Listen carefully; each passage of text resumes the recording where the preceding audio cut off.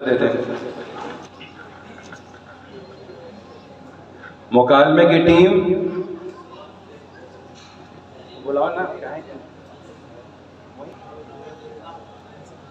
بسم اللہ الرحمن الرحیم نحمده ونصلی علی رسولہ الکریم اما بعد۔ وطن کی فکر کر نادا مصیبت آنے والی ہے، وطن کی فکر کر نادا مصیبت آنے والی ہے، تیری بربادیوں کا تذکرہ ہے آسمانوں میں۔ معزز اساتذہ اکرام اور مہمانان اعظام اور عزیز ساتھیوں، آج ہم اور آپ جس نازک دور سے گزر رہے ہیں وہ ہم اور آپ بخوبی جانتے ہیں۔ مجھے یہ بتانے کی بالکل بھی ضرورت نہیں ہے کہ جمہوریت کا الیکشن میں بہت بلند مقام حاصل ہے، اور یہ بھی بتانے کی ضرورت نہیں ہے کہ الیکشن قریب تر ہوتا جا رہا ہے۔ ملک کی سیاسی پارٹیاں حسب معمول اقلیتوں کے مسائل میں دلچسپیاں لے رہی ہے، ہر فریق مسلمانوں پر انگلیاں اٹھا رہا ہے۔ ایسے نازک دور میں ہمیں اور آپ کو غور و فکر کرنا ہے، سوچنا ہے کہ ہمارے قیمتی ووٹوں کا زیادہ حقدار کون ہے، اور یہ بھی جائزہ لینا ہے کہ کون کتنا پانی میں ہے اور آئندہ فرقہ پرستی کے کیا حالات ہے، تاکہ ہم اپنی قیمتی ووٹوں کو کام میں لا سکیں۔ اور ہمارے شہر کے چیئرمین جناب فیروز خان صاحب ہمارے اور آپ کے درمیان تشریف فرما ہیں۔ میں ان سے مؤدبانہ التماس کرتا ہوں کہ وہ آئے اور آپ کے درمیان اسپیچ دے۔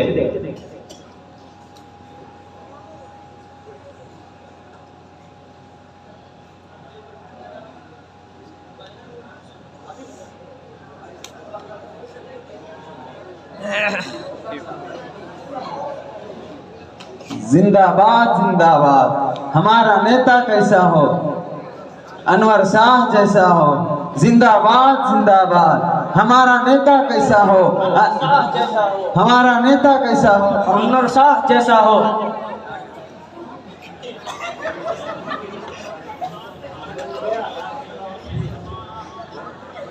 بزرگوں، بھائیوں اور ماتاؤں، بہنوں، سب سے پہلے السلام علیکم، آداب، ست سری اکال۔ میرے بھائیوں، یہ میرے لیے بڑی ہی سعادت کی بات ہے کہ آپ کے اس علاقے ڈھولک پور میں آنا ہوا ہے۔ یہاں کی سرزمین سے ایک الگ لگاؤ ہے، ایک اٹیچمنٹ ہے، ایک طرح کا کنیکشن ہے جو مجھے یہاں کھینچ کر لاتا ہے۔ میں آپ کے درمیان کوئی نیا آدمی نہیں ہوں، برس ہاں برس سے آپ لوگوں کی خدمت میں لگا ہوا ہوں۔ خدمت گزاری میرا شیوا ہے، اور انشاءاللہ جب تک اس جسم میں جان رہے گا آپ لوگوں کے لیے رہے گا۔ جب اس علاقے میں ضرورت پڑی، جب بھی میری ضرورت پڑی ہے، دل و جان لٹانے کی کوشش کی ہے۔ اور آپ کو یہ بات معلوم ہونی چاہیے کہ جب سے میں اس شہر کا چیئرمین ہوا ہوں، اس دن سے میرے گھر کا دروازہ راتوں دن کبھی بھی آپ لوگوں کے لیے بند نہیں ہوا ہے۔ راتوں دن کے جس حصے میں مجھے پکارا گیا، آپ لوگوں کے لیے حاضر ہوا ہوں۔ جب سڑکوں کی خرابی کی شکایت ملی، جب بجلی اور پانی کے خرابی کی شکایت ملی، تو اس کے درستگی میں ایڑی اور چوٹی کا زور صرف کر دیا ہوں۔ ایک بار پھر آپ لوگوں کی خدمت میں حاضر ہوا ہوں، یہ بتانے کے لیے کہ ہونے والا الیکشن میں میں نے اپنی نیک سیرت بیوی عشرت سلطانہ کو الیکشن کے لیے کھڑا کیا ہے۔ میں آپ لوگوں سے ہاتھ جوڑ کر ونتی کرتا ہوں، میں آپ لوگوں سے مؤدبانہ اپیل کرتا ہوں کہ ایک بار پھر موقع دیں۔ انشاءاللہ اگر ہماری سرکار بنتی ہے تو بھائیوں میں یہ کہہ سکتا ہوں، بلکہ میں آپ لوگوں سے وعدہ کرتا ہوں کہ ہزاروں نوجوانوں کو جو بے روزگار ہے ان کو روزگار دینے کے کام یہ سرکار کرے گی۔ ہر گھر میں سلائی مشین رہے گا، کوئی بچہ ایجوکیشن سے خالی نہیں رہے گا۔ میرے دوستو، آپ بخوبی جانتے ہیں کہ میری بیوی احکام شریعہ کے پابند ہے، تہجد گزار ہے، حدود شریعہ میں رہ کر یہ آپ کی قوم کی خدمت کرے گی، آپ لوگوں کی خدمت کرے گی۔ میرے بھائیوں، یہ میری مجبوری ہے کہ یہاں کی سیٹ عورتوں کے لیے ریزرو ہونے کی وجہ سے مجھے اپنی بیوی کو کھڑا کرنا پڑا ہے۔ اس لیے چناؤ نشان کوا چھاپ، کرم سنکھیا 5، دن سوموار بھولنا نہیں ہے۔ آپ لوگوں کو متعین کرنا ہے کہ آپ اپنا نیتا کسے بناتے ہیں، آپ اپنا نیتا کسے منتخب کرتے ہیں۔ ہم یہ دیکھنا چاہتے ہیں کہ آپ ایجوکیشن کو ترجیح دیتے ہیں کہ دنیاوی اور کام کاج کو ترجیح دیتے ہیں۔ چمن کے ذرے ذرے کو پلایا ہے لہو ہم نے، چمن کے ذرے ذرے کو پلایا ہے لہو ہم نے، گلوں کی تو بات کیا خاروں کو بھی پیاسا نہیں چھوڑا۔ سجادہ انور زندہ باد، سجادہ انور زندہ باد، عشرت سلطانہ زندہ باد۔ جی ہاں میرے بھائیوں، علاقہ کی درستگی اور خدمت کے لیے آپ کو پھر اپنی ووٹوں کا حقدار چننا ہوگا کہ ہماری ووٹوں کا صحیح حقدار کون ہے، ہمارا صحیح امیدوار کون ہے۔ ہمارا صحیح امیدوار عشرت سلطانہ ہے۔ سب کی لبوں پر ایک ہی نام، عشرت سلطانہ، عشرت سلطانہ، سب کی ایک ہی ایمان، عشرت سلطانہ، عشرت سلطانہ۔ آپ کی کامیابی ہماری کامیابی ہوگی، آپ کی کامیابی ہماری کامیابی ہوگی، آپ کی درستگی ہماری درستگی ہوگی۔ کرم سنکھیا 5 پر ووٹ لگا کر بڑی متوں سے عشرت سلطانہ کو وجے بنانا ہے۔ عشرت سلطانہ زندہ باد، سجادہ بھیا زندہ باد، زندہ باد۔ خاموش ہو جائیے، آپ ہم لوگوں کو مجلس میں کیسے آ گئے؟ کس نے آپ کو اس بات کی اجازت دی؟ حالات کا دارا۔ جی ہاں میرے بھائیوں اور بہنوں، ہر سال کی طرح اس سال بھی پھر سے ایک بار آپ کے شہر ڈھولک پور میں جو عشرت سلطانہ ایم ایل اے پد میں کھڑی ہوئی ہے، جس کا چناؤ چنھ ہے کوا چھاپ اور جس کا کرم سنکھیا 5 ہے۔ آپ ماتا اور بہنوں سے یہ اپیل ہے کہ آپ کرم سنکھیا 5 پر مہر لگا کر بھاری سے بھاری متوں سے وجے بنائیں۔ آپ کا نیتا جیسی ہو، عشرت سلطانہ جیسی ہو، آپ شہیداں کا سلا۔ آپ کو ہم لوگوں کی مجلس میں آنے کی اجازت کس نے دی؟ آپ کو کس نے اجازت دی؟ ارے مجھے تو اس بات پر تعجب ہو رہا ہے تمہاری یہاں آنے کی ہمت کیسے ہوئی؟ کیا تمہیں معلوم نہیں یہ شریفوں کی مجلس ہے، یہ علماء کرام کی مجلس ہے، یہاں قرآن و سنت کی باتیں ہوتی ہے، یہ کوئی اوباشوں کا اڈا نہیں ہے۔ ذرا زبان سنبھال کر نکالیے ورنہ زبان کھینچ لوں گا۔ تمہیں معلوم ہے میں کون ہوں؟ آپ کیوں شور مچا رہے ہیں؟ زبان سنبھالیے، آپ کو معلوم ہے آپ کس سے بات کر رہے ہیں؟ چھوٹے بڑے کا کچھ لحاظ کیجئے، یہ ہماری ہونے والی چیئرمین عشرت سلطانہ کے شوہر ہے، یہ یہاں پہ ووٹ کے لیے آئے ہیں، آپ بھی کچھ ان کی تعاون کریں۔ اللہ اکبر، عورتیں الیکشن میں، خدا خیر کرے۔ اب تو نہ جانے دنیا کا کیا حال ہوگا۔ وہ زمانہ آ گیا کہ عورتیں مردوں پر حکومت کرنے لگی اور مرد ان کے محکوم اور تابع بن کر رہنے لگے۔ آج کے مسلمانوں کو کیا حضور صلی اللہ علیہ وسلم کا فرمان یاد نہیں رہا کہ وہ قوم تباہ و برباد ہو گئی جس نے اپنا سربراہ کسی عورت کو بنایا؟ آپ کیا کہہ رہے ہیں؟ ارے بھائی، یہ حکومت نے مسلمانوں کے اوپر احسان کیا ہے کہ اس نے ہماری عورتوں کو بھی سیاست میں حصہ لینے کا موقع فراہم کیا ہے۔ یہ ایک ناقابل فراموش احسان ہے جس کو ہمیں اور آپ کو قدر کرنی چاہیے، تاکہ کوئی غیر مسلم عورت ہم پر حکومت نہ کر سکے، بلکہ ہماری عورتوں کا ہی مرتبہ بلند رہے۔ میرے بھائی، آپ حکومت کے چالوں سے واقف نہیں ہے، یہ احسان نہیں بلکہ ظلم ہے، یہ اسلام اور مسلمانوں کے خلاف ایک منظم سازش ہے۔ ایسا لگتا ہے آپ نے اسلامی تعلیمات کا مطالعہ نہیں کیا ہے۔ سنو میں بتاتا ہوں، یہ عورتوں کو بلند مقام نہیں دیا جا رہا بلکہ ان کو ان کے مرتبے سے نیچے گرایا جا رہا ہے۔ خواتین اسلام جنہیں اسلام نے بلند مقام دیا کہ وہ گھر کی ملکہ رہ کر اندرونی نظام سنبھالے، بچوں کی دینی تربیت کرے، لیکن یہ حکومت انہیں گھر سے باہر نکال کر سیاسی دنیا کی اپ ٹو ڈیٹ بنانا چاہتی ہے، جو کہ اسلامی تعلیمات اور حضور صلی اللہ علیہ وسلم کی لائی شریعت کے سراسر خلاف ہے۔ حکومت مسلمانوں کے شیرازہ کو بکھیرنا چاہتی ہے، حکومت اس کے اتحاد کو پارا پارا کرنا چاہتی ہے۔ ڈر اس بات کا ہے اگر ہم نے اس ابتدائی مرحلے میں اس صورتحال کا تشفی بخش جائزہ نہ لیا اور اس بڑھتے ہوئے غیر اسلامی رجحانات پر بند نہ لگائی تو خطرہ اس بات کا ہے کہ ملت اسلامی آئندہ کسی ایسے عظیم ترین خطرے کی شکار ہو جائے جو اس وقت नाकाबिल तलाफी हो।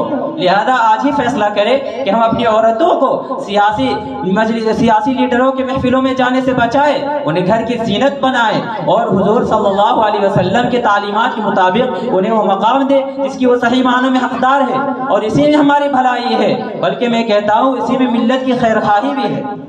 खामोश रहिए, आप बड़े बड़े डींगे मत मारिए।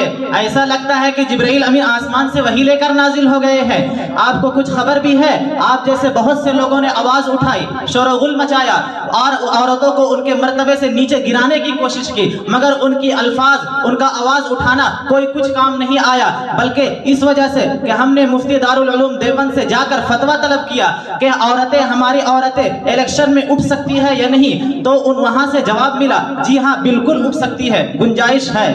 अरे भाई सोच समझ कर बात कीजिए, यूं मुफ्तियाने किराम पर बेजा इल्जाम मत लगाइए। शायद का आपको मालूम नहीं इस इल्जाम तराशी का अंजाम क्या हो सकता है, इस तोहमत का नतीजा क्या हो सकता है। ऐसा लगता है आपने दारुल उलूम का फतवा पढ़ा ही नहीं, क्योंकि अगर आपने उसको पढ़ा होता, उसके निकात पर गौर व फिक्र किया होता, उसके मफहूम और मानी को जर्रा बराबर भी समझने की कोशिश की होती, तो आप ऐसा हरगिज नहीं कहते। चलिए रहने दीजिए, आप अपने आप को बहुत बड़ा समझदार समझते हैं। आपके सामने हमारी कोई हकीकत नहीं। भला बतलाइए कि दारुल उलूम से फतवा भी हम ही ने लिया है और हम ही से ये कह रहे हैं कि आपने उसको पढ़ा नहीं, उसके निकात पर गौर नहीं किया है, उसके मफहूम को समझने की कोशिश नहीं की। अगर हम नहीं समझेंगे तो क्या आप समझेंगे?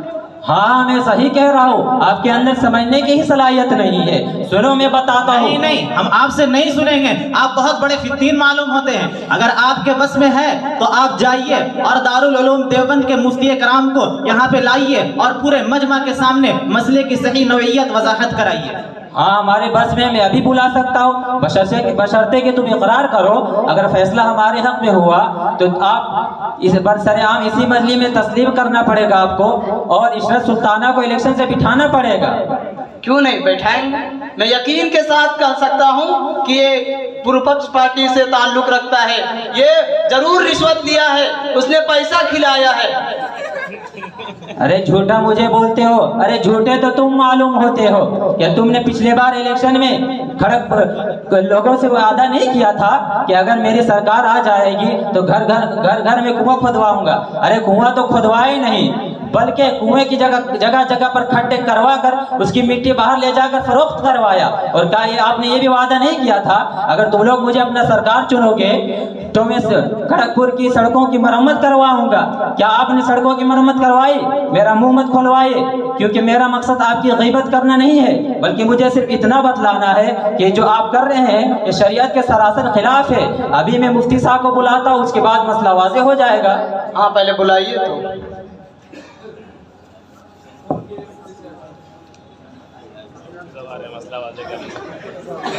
हेलो मुफ्ती साहब, आइए यहाँ पर एक मसला दरपेश आ है।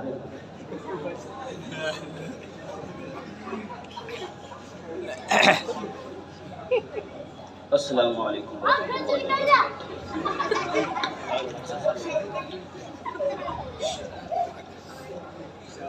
आप यहाँ खुद कभी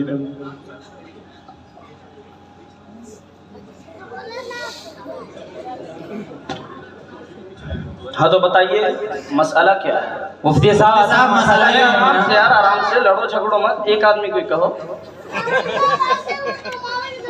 मुफ्ती साहब, दरअसल मसला ये है कि होने वाले मेयर के चुनाव में मैंने अपनी बीवी इशरत सुल्ताना को इलेक्शन के लिए खड़ा किया था। उसी का चर्चा कर रहा था ताकि ज़्यादा से ज़्यादा वोटों से कामयाबी मिले, मगर ये साहब आकर बीच में गला मारने लगे कि ये हराम है, नाजायज़ है, इनसे ना इनका मर्तबा बुलंद होता है बल्कि मर्तबा में कमी आती है, और ना जाने तभी से क्या क्या बकवास कर रहे हैं।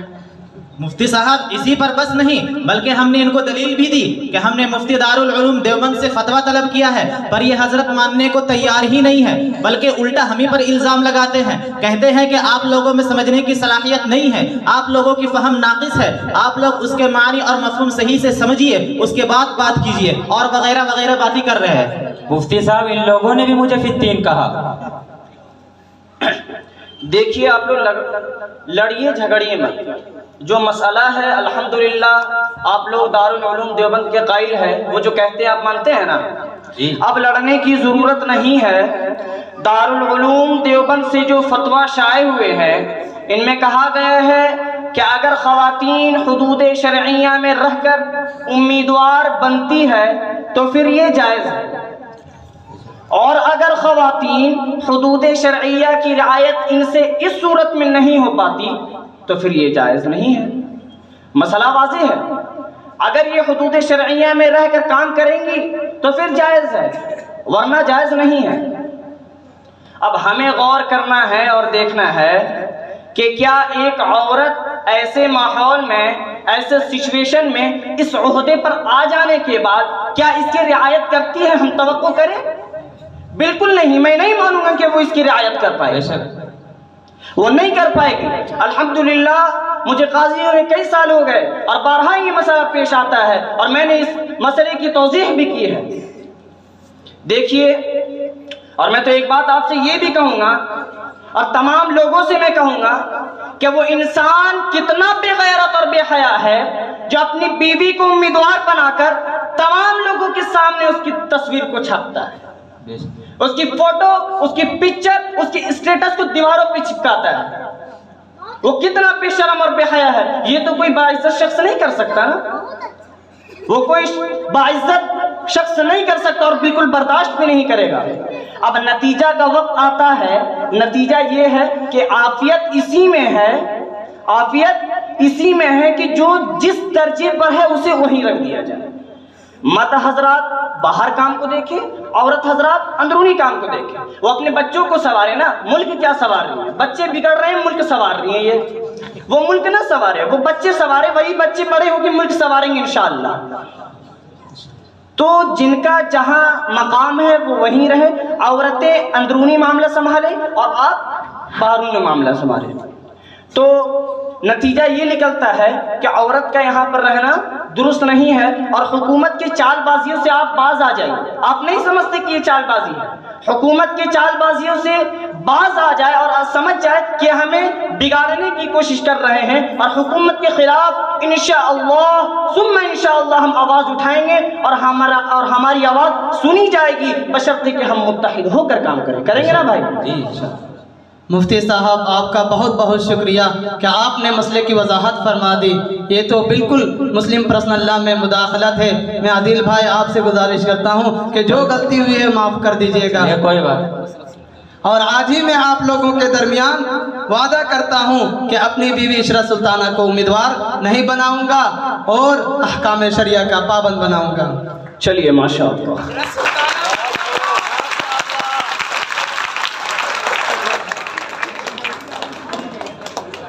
आप हजरात अपनी जगहों पर बैठें, प्रोग्राम अपने इख्तिताम पर है।